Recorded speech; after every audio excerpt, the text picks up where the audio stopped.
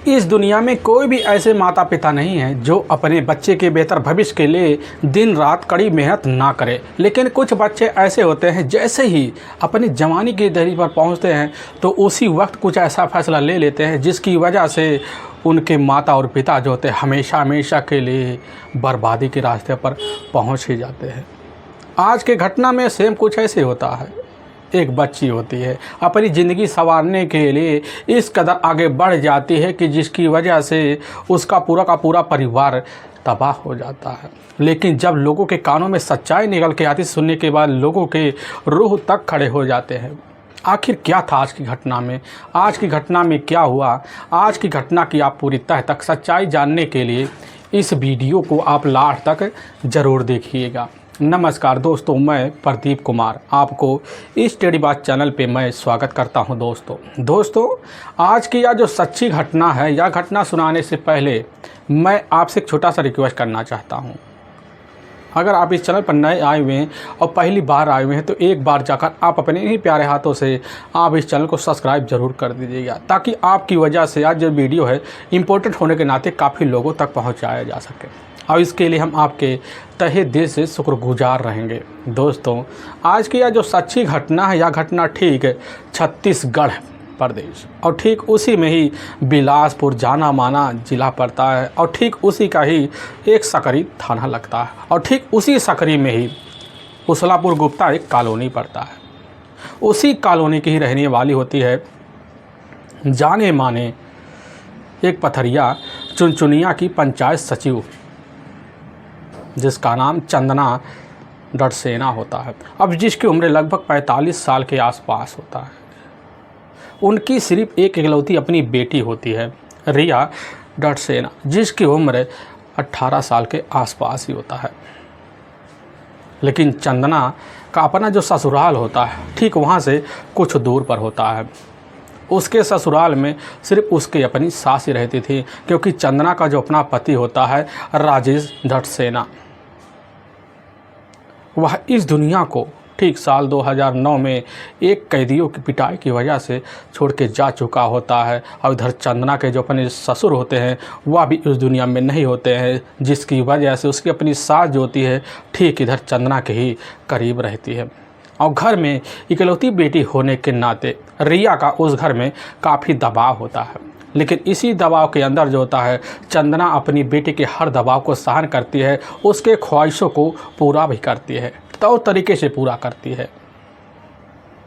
इधर रिया जो होती है अपने माँ के साथ रहकर अपनी खुशियाँ अपने ही घर में बटोरने लग जाती है। लेकिन इधर चंदना अपनी बेटी को अपने दिल का रिश्ता मानकर अपने घर में मान सम्मान के तहत अपनी बेटी को अपने दिल के करीब रखती है, तो तरीके से ज़िंदगी चंदना गुजारने लग जाते हैं।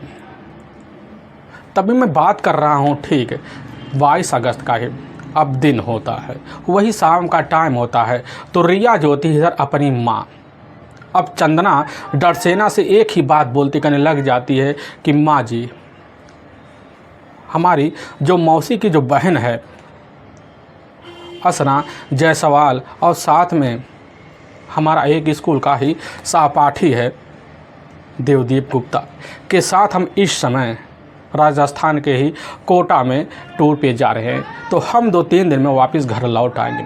यही बात कहकर इधर जो होती है चंदना से अब रिया अपने घर से निकल जाती है। निकलने के बाद अब जैसे 2 दिन का वक्त बीतता है तो 24 अगस्त का दिन होता है। तो उसी दिन इधर रिया जो होती है अपनी माँ का हाल चाल लेने के लिए और साथ में इस चीज़ की जानकारी देने के लिए कि माँ जी इस समय हम अपने नानी के घर पहुँच गए हैं, तो आज हम जो होता है शाम तक घर ज़रूर पहुंच जाएंगे। तभी जो होती है रिया इधर अपनी माँ अब चंदना डडसेना के मोबाइल नंबर पर कॉल करती है। लेकिन जैसे कॉल करती है तो उसी समय इधर रिया के माँ का मोबाइल नंबर मौके पर बंद बता देता है। बार बार अब इधर रिया अपनी माँ के मोबाइल नंबर पर कॉल करती है, हर बार बंद बता देता है। अब जैसे ही इस तरह की असमंजस भरी काल के बारे में जानकारी जब इधर रिया को लगती है, बड़े असमंजस में खुद पड़ जाती है कि आखिर माँ का मोबाइल बंद क्यों बता रहा है। लेकिन उस वक्त अपने दिल में कसौटी रख कर मौके पर रात भर गहरी निद्रा में सो जाती है। लेकिन जैसे सुबह का टाइम होता है, सुबह के टाइम में फिर अपनी माँ के मोबाइल नंबर पर कॉल करती है। लेकिन तब भी इधर चंदना का मोबाइल नंबर जो होता है अब रिया के द्वारा बंद बता देता है, जिसकी वजह से चंदना ना इसकी जानकारी अपनी नानी को देती है, ना अपने कुछ हितकारियों को देती है। सीधा का सीधा उसी वक्त अपने ही पड़ोस के रहने वाले उसके एक दूर के ही चाचा होते हैं, रामेश्वर सूर्यवंशी। उसी समय अब इधर रिया जो होती है उन्हीं के मोबाइल पर कॉल कर देती है, कहने लग जाती है कि चाचा जी, हम अपनी माँ के मोबाइल नंबर पर कॉल कर रहे हैं, लेकिन उनका मोबाइल जो था क्यों बंद बता रहा।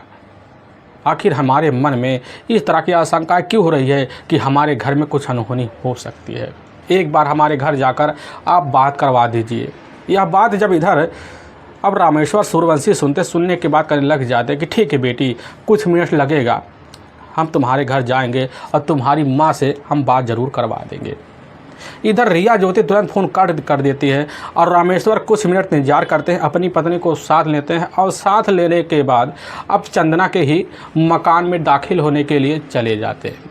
लेकिन जैसे जाते हैं तो पता लगता, जैसे दरवाजे पर हाथ रखते हैं ना, तो हाथ रखते ही दरवाज़ा अपने आप अब खुल जाता है। अंदर दाखिल हो जाते हैं रामेश्वर और उनकी पत्नी। घर के अंदर जाते हैं तो थोड़ा बहुत उनको बड़ा असमंजस लगता है कि आखिर घर में कोई हलचल हो क्यों नहीं रही है। तो इस तरह की रामेश्वर सूर्यवंशी जब अनुमानी वाली कुछ इशारे सुनते हैं तो उनको भी समझ में आ जाता है कि अंदर हो सकता है कोई अनहोनी हो। तो उसी समय भाभी भाभी कहकर आवाज़ लगाते, काफ़ी बार आवाज़ लगाते हैं, लेकिन तब भी कोई आवाज़ अंदर से नहीं आता है। तो उसी समय अब इधर चंदना के ही कमरे में दाखिल होते हैं। लेकिन जैसे ही अंदर घुसते हैं तो एक बेड होता है, उसी बेड के नीचे एक कंबल होता है। लेकिन कंबल को जैसे देखते हैं उनके कलेजे और साथ में रूह पूरी तरह से खड़े हो जाते हैं और वही चीख चिल्ला पड़ते हैं। उनको ना कुछ सुझाई देता है, ना कुछ दिखाई देता, क्योंकि उसी कंबल के ही सहारे अब इधर चंदना का डेड बॉडी पूरी तरह से अचेत अवस्था में पड़ा होता है। अब इस तरह का नज़ारा देखकर अब उसी वक्त जो होता है सूर्यवंशी साहब अपनी पत्नी को अपने साथ लेते हैं और लेने के बाद बाहर निकलते हैं। लेकिन वहीं चीख चिल्ला पड़ते हैं, तभी उनकी चीखने की जो आवाज़ होती है वहाँ खड़े जितने भी व्यक्ति होते हैं उनके कान में पहुँच जाती है। सभी लोग उनके पास आ जाते हैं, उनसे कुछ पूछताछ करते हैं। तभी उसी समय रामेश्वर सूर्यवंशी जो होते हैं इसकी जो सूचना होता है अब रिया डरसेना को देते हैं कि तुम्हारी माँ के साथ इस तरह का कारनामा हो चुका है। अब रिया जैसी खबर पाती है तो उसी समय अपनी नानी से इजाज़त लेने के बाद तुरंत अपनी सहेली अब इधर आसाना जायसवाल को साथ लेती है और साथ लेने के बाद बिना टाइम गंवाए वहाँ से निकल पड़ती है। लेकिन उसी वक्त रामेश्वर सूर्यवंशी जो होते हैं उसी समय 100 नंबर डाल कर देते हैं। इसकी सूचना पुलिस कंट्रोल रूम को पहुँचती है, लेकिन वहाँ के द्वारा उस क्षेत्र के पड़ने वाले थाने अब सकरी में दे देते हैं। लेकिन वहाँ के अब जो थाना प्रभारी होते हैं अब रविंदर यादव जैसे ही खबर पाते हैं उसी समय इसकी जो सूचना होता है वह भी इस मामले को काफ़ी संज्ञान से लेने की वजह से बड़े अधिकारी को भेजवा देते हैं। अपनी टीम को लेते हैं और लेने के बाद बिना टाइम गंवाए उसी वक्त गुप्ता कॉलोनी पहुंचते हैं।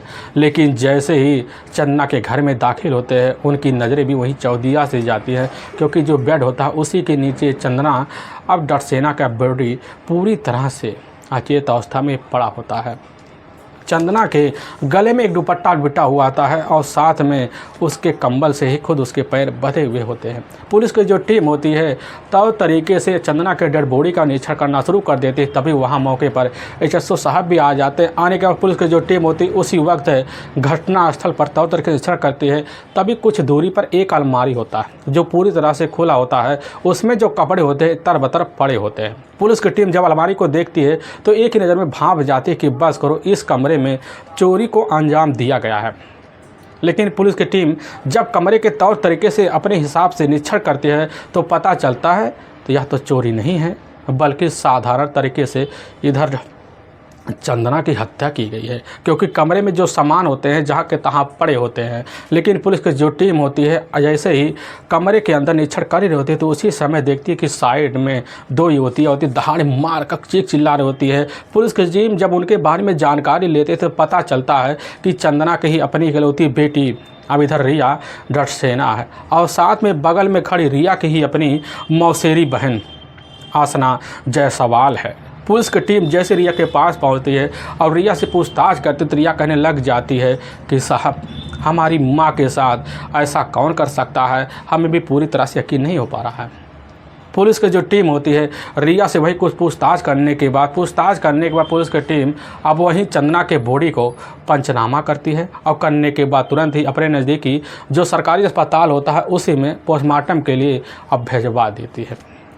लेकिन इधर अब चंदना डटसेना के इस तरह की निर्मम हत्या की जानकारी जब उस इलाके में पहुंचती है तो काफ़ी लोग असर में पड़ जाते हैं। तो काफ़ी लोग जाने पहचाने भी लोग होते हैं, तरह तरह की बातें करते हैं, क्योंकि कोई ऐसी साधारण महिला तो थी नहीं जो साधारण तरीके से इस केस को बड़े आसानी से सुलझा सके।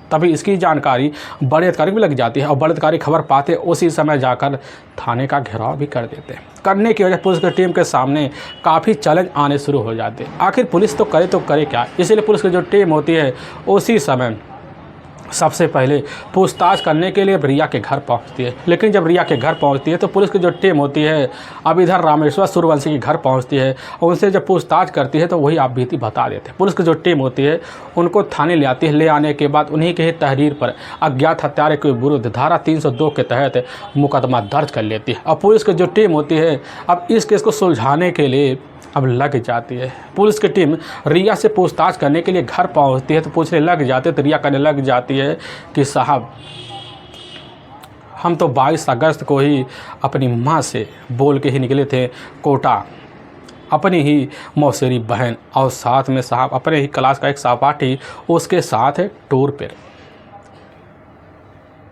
इसके बाद 2 दिन बाद अपने नानी के पास पहुँचे तो वहाँ से फ़ोन करते हैं, लेकिन हमें साहब नहीं पता था कि हमारी माँ के साथ ऐसा कुछ हो सकता है। पुलिस की जो टीम होती है यह बात रिया से सुनती है।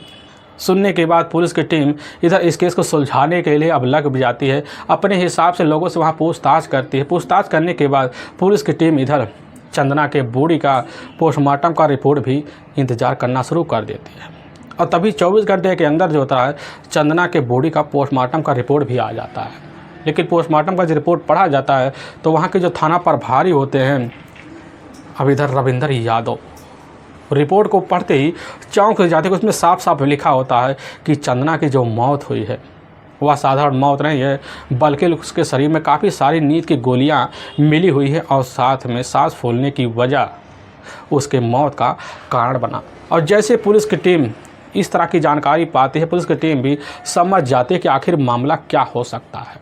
इसीलिए पुलिस की जो टीम होती है उसी वक्त अपने मुखबिरों को भी लगा देती है इस केस को सुलझाने के लिए। और मुखबिर जो होते हैं अब जाते हैं वहाँ, जितने भी चंदना के अपने हितकारी होते हैं, कुछ रिश्तेदार होते हैं, पुलिस की टीम उनसे पूछताछ करती है। लेकिन जब पूछताछ किया जाता है तो पुलिस के सामने काफ़ी चौंकाने वाली बात निकल कर, जिसकी वजह से वहाँ के जो थाना प्रभारी होते हैं अब इधर थाना प्रभारी उसी वक्त रविंदर यादव इस बात को सुनकर चौंक से जाते हैं। तो पुलिस की जो टीम होती है उसी समय सारा का सारा जो शंका होता है अब जाकर चंदना की जो अपनी इकलौती बेटी होती है अब रिया डटसेना के ऊपर मार देती है। इसीलिए पुलिस की टीम रिया के मोबाइल नंबर को उसी समय सर्विलांस पे लगवा देती है और उसके मोबाइल नंबर का पूरा CDR डिटेल भी निकाला जाता है।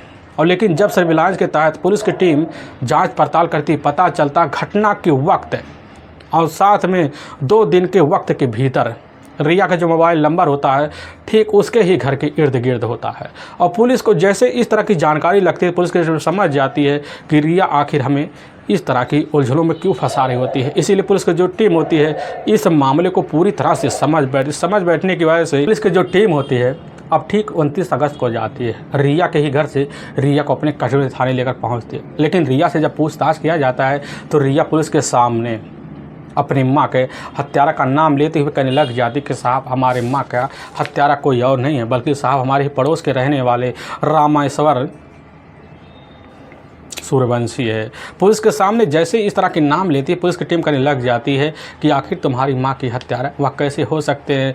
लेकिन इधर पुलिस के सामने भी काफ़ी उलझने भी पड़ जाते हैं। तो पता चलता है कि सूर्यवंशी जो होते हैं आखिर इस तरह की हरकत क्यों करेंगे, जब थाने में आकर उन्होंने अज्ञात हत्यारे के विरुद्ध खुद मुकदमा दर्ज करवाया है। लेकिन पुलिस की टीम जो होती है अब इधर रिया की बात पर यकीन नहीं करती, इसीलिए पुलिस की टीम बिना टाइम गंवाए रिया के ऊपर अपना पुलिसिया अंदाज दिखाती और वही लाख लोशन निकाल कर रिया के सामने रख देती। और जब रखती तो रिया पुलिस के सामने एकदम गिड़गड़ा बैठती है और उसी समय बिना टाइम गंवाए रिया जो होती है पुलिस के सामने टूट जाती है, अपनी माँ की हत्या का जुर्म कबूल कर लेती और साथ में अपनी ही सहयोगी, अपनी ही मौसेरी बहन सयाना जायसवाल और साथ में अपने ही करीबी एक दोस्त होता है, यानी कि उसका खुद का एक अपना प्रेमी होता है, देवदीप गुप्ता। जैसे ही दोनों का नाम लेती पुलिस की जो टीम होती है उसी वक्त सयाना जायसवाल और साथ में देवदीप गुप्ता को अपने कस्टडी लेने के लिए पहुंच जाते हैं। उनके ठिकाने पहुंचती है, दोनों को अपने कस्टडी या थाने लेकर पहुंच जाती है। लेकिन दोनों जैसे ही अपने ही सामने अब रिया डटसेना को देखते समझ जाते कि आखिर पूरा माजरा क्या हो सकता है और पुलिस इस समय क्या करने के विचार में है। इसीलिए दोनों बिना टाइम लगाए पुलिस के सामने जो होते हैं अब इधर चंद्रा डटसेना के हत्या का जुर्म कबूल कर लेते हैं। लेकिन पुलिस के सामने एक बेटी रिया डटसेना अपनी माँ की हत्या की जो कहानी सबके सामने रखती है, इसे सुनने के बाद लोगों के रूह तक खड़े हो जाते हैं कि एक बेटी अपने शौक़ को अपने नज़रिया बनाने के लिए अपनी माँ के साथ कैसी कारनामा कर सकती है। असल में रिया जब ठीक 5 से 6 साल के बीच होती है तभी उसके अपने पिता होते हैं राजेश डक्सेना जो होते हैं एक उसी इलाके के जाने माने एक इंटर कॉलेज के ही सरकारी टीचर होते हैं। टीचर होने के नाते अपने इलाके में उनका काफ़ी मान सम्मान होता है। लेकिन हाँ, जितने भी इलाके में गलत काम होते हैं उसमें अड़ंगा पनपनाने के लिए मौके पर राजेश डक्सेना पहुँच जाते हैं, जिसकी वजह से उनके साथ काफ़ी लोगों के लफड़े भी हो जाते थे। और इसी लफड़े के तहत अप्रैल साल 2009 का महीना होता है। उसी महीने में ही बिलासपुर में पंचायती चुनाव का माहौल पड़ जाता है। माहौल पड़ने की वजह से इधर उसी समय राजेश डक्सेना की जो ड्यूटी होती है अब जाकर एक पोलिंग बूथ पर लगने के लिए उनको आर्डर मिल जाती। मिलने की वजह से इधर राजेश डक्सेना जो होते हैं तभी जाते वहाँ डीएम के पास मौके पर एक बड़ी सी मीटिंग होती है। उसी मीटिंग में वह भी शामिल हो जाते हैं। काफ़ी लोग होते हैं जाना माने, सभी लोगों के साथ मौके पर मीटिंग कर ही रहे होते हैं। तभी उनको कुछ ऐसी बात चुभ जाती। चुभने की वजह से राजेश डक्सेना जो होते हैं उसी समय अब डीएम साहब से भीड़ पड़ते हैं। भीड़ पड़ने की वजह से वहाँ थोड़ी बहुत जो मामला होता है आगे बढ़ना शुरू हो जाता है, जिसकी वजह से उन्हें जेल की हवा खाने के लिए पूरी तरह से मजबूर होना पड़ जाता है और वह जाकर एक जेल में कैदी की तरह रहने लग जाते हैं। तभी इसी बीच कुछ कैदियों की हाथापाई से उनकी मौत हो जाती है और मौत की वजह से इसकी जो खबर होता है और जाकर जैसे ही अब उसी समय पथरिया चुनचुनिया के इलाके में पहुंचती है। पहुंचने के बाद लोग तरह तरह की बातें करने के बाद लोग उसी समय इकट्ठा हो जाते हैं और उसी समय जाकर अब डीएम का घेराव कर लेते हैं, जिसकी वजह से डीएम सख्ते में आ जाते हैं। और उसी समय अनुकंपा के आधार पर अब इधर रिया और साथ में चंदना को लगभग पुलिस की जो टीम होती है 15 लाख रुपए दिलाने की घोषणा करवा लेती है। तभी कुछ दिन बाद होती है चंदना को अपने ही इलाके में अब पथरिया चुनचुनिया की पंचायत सचिव बना दिया जाता है। बनाने की वजह से उसकी जो अपनी बेटी होती है अब रिया भी अपनी माँ के साथ एक अकेली अवस्था में रहना शुरू कर देती है। लेकिन चंदना की जो अपनी सास होती है वह भी इधर अब चंदना के साथ रहने लग जाती है। कुछ दिन का जब वक्त बीतता है, वक्त बीतने के बाद इधर कैसे न तैसे कर 15 लाख रुपए जो होते हैं अब चंदना के हाथ लग जाते हैं। लेकिन उन्हीं में से 8 लाख रुपए जो होते हैं उसी वक्त रिया के नाम जमा हो जाते हैं, बल्कि आधा का जो बचा हिस्सा होता है अब इधर चंदना अपने सास और साथ में अपने पास कुछ रख लेती है। लेकिन रिया जो होती है एक काफ़ी जिद्दी किस्म की लड़की बन जाती है। समय के हिसाब से अपने मंसूबों को कामयाब करने के लिए अपनी माँ के ऊपर इतना दबाव मारती कि उसकी माँ जो होती इकलौती बेटी होने के नाते उसके ख्वाब को पूरा करने के लिए पूरी तरह से विवश हो जाती। कोई भी ख्वाब हो, इधर चंदना अपनी बेटी के ख्वाब को पूरे करने के लिए हर कोशिश करती, क्योंकि हर माँ यही सोचती है कि हमारी बच्ची के ख्वाब कभी अधूरे ना रहे। यही सब सोच साझ कर चंदना भी अपनी बेटी के ख्वाबों को कभी अधूरा नहीं छोड़ती थी।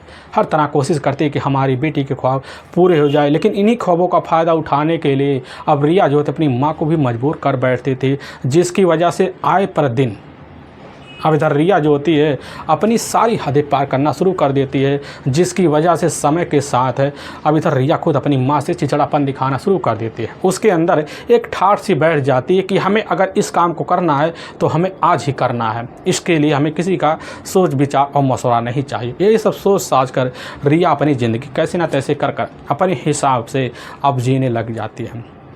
लेकिन रिया की जो माँ होती है चंदना कि उस इलाके में काफ़ी मान सम्मान भी और ज़्यादातर स्वभाव के लोग भी उनके हिसाब से उनके साथ व्यवहार भी बनते हैं, जिसकी वजह से रिया का इलाके में जान पहचान तो बन ही जाता है। लेकिन रिया जब 10वीं में अपने ही पास एक कॉलेज होता उसी में पढ़ाई करने जाती थी, तो उसी कॉलेज में 12वीं में पढ़ाई करने वाला होता है अब दीपदान गुप्ता, जिसके अपने पिता खुद एक सरकारी कर्मचारी होते हैं। लेकिन इधर दीपदान गुप्ता के टोटल 2 भाई और 1 बहन भी होते हैं। दीपदान के पिता जो होते हैं एक रईसी होने के नाते अपने बेटे के पढ़ाई लिखाई में कोई कसर भी नहीं छोड़ते हैं, लेकिन दीपदान गुप्ता जो अपनी माँ के ऊपर खूब दबाव मारता ताकि हमारे पिता के हाथों उनके पैसे हमारे हाथ लगे, और उन्हीं पैसों को अपने हाथ लगाकर अपने यार दोस्तों के साथ अपनी मौज भरी ज़िंदगी गुजारने लग जाता है, अपनी सारी हदें लड़कपन की पार कर बैठता है। लेकिन तभी उसी कॉलेज में पढ़ाई के नाते अब रिया की मुलाकात जाकर दीपदान गुप्ता से हो जाता है। दीपदान गुप्ता रिया से लगभग 2 ही साल बड़ा होता है, होने की वजह से उस स्कूल में जान पहचान बढ़ती है। पहचान बढ़ने की वजह से दोनों की उम्र बढ़ने लग जाती है। उसी बीच दीपदान गुप्ता को एहसास होता है कि रिया की जो खूबसूरती होती है वो आए दिन पर दिन बढ़ते चली जा रही है, जिसकी वजह से अब इधर दीपदान रिया के ऊपर फोकस करना शुरू कर देता। करने की वजह से अब रिया के घर जो होता है पढ़ाई के बहाने दीपदान गुप्ता आना जाना शुरू कर देता है।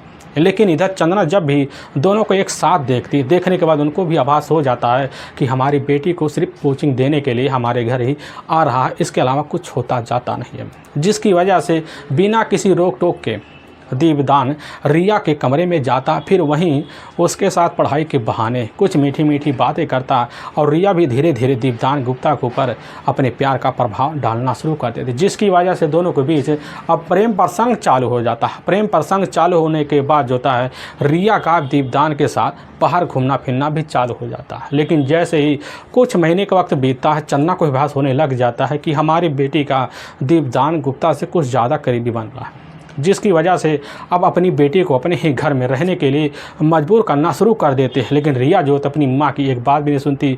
अब इधर रिया की जो माँ होती चंदना को बार बार एक ही बात कहती, बेटी तुम अपने घर में रहो, बाहर मत जाओ दीपदान से मिलने के लिए। लेकिन इधर जो होती है रिया दीपदान की दीवानी इस तरह बन चुकी होती है कि अपनी माँ की एक बात नहीं सुनती। अपनी माँ की ना सुनने की वजह से बार बार जो होती है अब दीपदान से मिलने के लिए बाहर का रास्ता देखती, कहीं होटल कभी मॉल में जाकर दोनों मिलकर अपनी ज़िंदगी गुजारने के लिए समय के साथ निकलना शुरू कर देते हैं। ऐसे समय बीतते बीतते फिर कुछ महीने का वक्त बीत जाता है। अब इधर जो होती है खुद अब चंदना अपनी बेटी से परेशान हो जाती है, जिसकी वजह से उसके ऊपर और कड़ाई डाल देती है, और डालने के बाद भी रिया के अंदर कोई सुधार नहीं आता। अपनी माँ को बात सुनने के लिए कतई तैयार भी नहीं होती है। बार बार यही बात दोहराती कि बेटी अपनी दहलीज को पार मत करो, क्योंकि हमारा इस इलाके में काफ़ी मान सम्मान भी है, मान सम्मान को ख़राब मत करो। जब यही बात कहती धर ज्योति खुद रिया अपनी माँ के ऊपर भड़क जाती है, जिसकी वजह से रिया अपने दिल में अपनी माँ के लिए नफरत पैदा कर लेती है। अपने घर में जब भी दाखिल होती है तो जैसे उसकी माँ बोलती कि कहाँ गई थी, उसी वक्त रिया अपनी माँ से बिना सवाल जवाब दिए उलझ पड़ती है, जिसकी वजह से आए दिन रिया और साथ में चंदना के बीच खाट मटोट शुरू हो जाते हैं। लेकिन रिया को जब आभास हो जाता है कि हमारी प्यार में हमारी माँ खुद अड़ंगा बन रही है, तो उसी वक्त रिया जो होती है खुद अपनी माँ कि पूरे प्यार को भूल बैठती है, और उसी वक्त ठीक अपनी माँ को अपने ही रास्ते से ठिकाने लगाने के लिए खतरनाक निर्णय अब रिया ले बैठती है।